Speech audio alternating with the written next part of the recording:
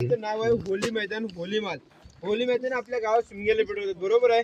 तसंच शिवकालात या मैदानावरती होली पेटवली जायची आणि इथे होली पेटली की इथल्या आजूबाजूच्या खेडोपाड्यातनी पेटवली जायची. महाराज पेटवते एक नारळ टाकायचे. जो कोणी बहादूर, जो कोणी मावला आपल्या स्वतःच्या हाताने होलीतून नारळ काढेल त्याला हातातला 1.25 किलो सोन्याचा कडा, एक गोडान डोक्यातला पेटा बक्षीस दिला जायचा. होलीतून नारळ जेव्हा शंभूराजांचं वय 9 वर्षाचं होतं तेव्हा त्यांनी होलीतून नारळ बाहेर काढला होता. शिवरायाने आपल्या स्वतःच्या मुलाला तेच बक्षीस दिलं. 1.25 किलो सोन्याचा कडा, एक गोडान डोक्यातला पेटा. हे समोर शिवरायांची प्रतिमा पाहताय ना. महाराष्ट्र राज्याचे पहिले मुख्यमंत्री यशवंतराव चव्हाण आणि इंदिरा गांधी यांनी 1974 ला बसवले. वरचं चित्र दिसतंय ना, 2 जून 2012 सातारचे उदयनराजे भोसले आणि संभाजी भिडे गुरुजींनी बसवले. पण ऍक्च्युअली प्रतिमा जिकडे आपण आतमध्ये सिंहासन पाहिलं ना तिकडे बसवण्यात आली होती. पण इथे का बसवले? जेव्हा महाराज सिंहासनावरती बसले होते पायात जोडे चपला वापरत नव्हते. ही प्रतिमा तयार करणाऱ्या शिल्पकारांनी राजांच्या पायात चपला तयार केल्यात म्हणून तिकडे न बसवते इकडे बसवण्यात आले. ही चित्र दिसतात ना, तर आमच्या ड्रेनेज सिस्टीम गटारला नव्हत्या. ज्या दरबारातून आपण आलो ना तिकडचं पावसाचं खारं पाणी इकडून यायचं. पण सध्या सिच्युएशन काय, कचरा साठवून माती साठवून ते पॅक झाल्याच्यामुळे आता पाणी येत नाही.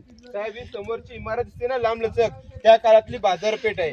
या बाजारपेठेची सरळ लांबी 800 फूट आहे, रुंदी 40 फूट आहे. दुकानात 43 आहेत, इकडे 22 आहेत तर इकडे 21 आहेत.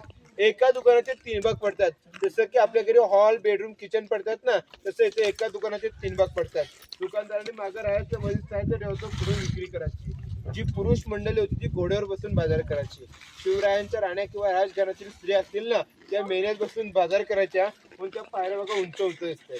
त्यात त्या बाजारपेठेच्या मागं बघा पत्र टाकलेलं खाली दगडाचं काम असते का, हत्ती खाण्याच्या टायमात हत्तींचं राहायचं घर होतं. आतमध्ये जायला इंटरनेटचं सरकारी ऑफिस आहे. इथून सरळ पुढे गेलात ना साहेब अंतर आहे 1 किलोमीटर जगदीश्वराचं मंदिर. आज तुम्ही मंदिर इथून पाहता, इथून ती मस्जिद दिसते ना, पण जेव्हा आतमध्ये असाल शिवलिंग आणि महादेवाची पिंड दिसते.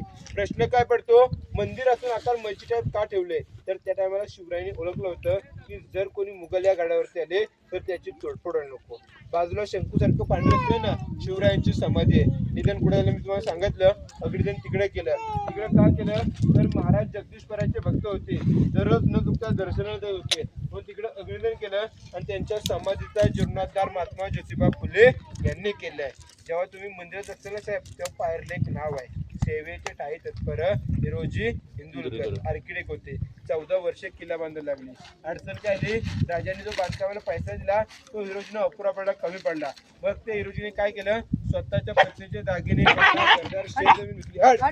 शेतजमीन विकली, किल्ल्याचं बांधकाम महाराजांना पूर्ण करून दिलं. महाराजांनी त्यांना बक्षीस काय पाहिजे, त्यांनी काय सांगितलं की सोने नको, चांदी नको, मोरा नको, फक्त मंदिराच्या पायरीला एक दगड लावायचंय आणि नाव लिहायचंय की सेवेचे ठाई तत्पर हिरोजी इंदुरकर.